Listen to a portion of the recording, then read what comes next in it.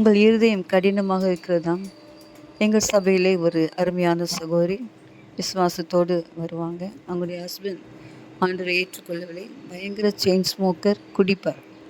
அந்த மனைவியை அடிப்பார். ஸோ எவ்வளவோ சொல்லியும் நிறைய பேர் புத்தி சொல்லியும் அந்த கடின இருதயம் அவரை விட்டு மாறவில்லை. ஒரு நாள் தற்செயலாக ஒரு கூட்டத்துக்கு வரும்போது அங்கே இந்த வசனம் பிரசங்கிக்கப்படும். அடிக்கடி கடிந்து கொள்ளப்பட்டும் தன் இருதயத்தை கடினப்படுத்துவன் சகாயமின்றி ஒரு உதவி இல்லாமல் சடுதிலே மரணமடைவான் என்று சொல்லப்பட்ட அந்த வார்த்தை கேட்ட உடனே ஒரு அபிஷேகம் அவர் மீது இறங்கி அன்றைக்கு அந்த செயின் ஸ்மோக் அந்த காரியங்கள் எல்லாம் விட்டுட்டு மனம் திரும்பி ஞானஸ்தானம் பெற்ற பிரியமானலே. நீங்கள் கூட இறுதி கடினத்தோடு இருக்கிறீங்களா? எவ்வளோ வசனங்களை கேட்டும் உங்கள் இருதயத்தை கடினப்படுத்தி கொண்டிருக்கிறீங்களா? இன்றைக்கு காலையில் ஆண்டு உங்களோடு பேசுகிறார்.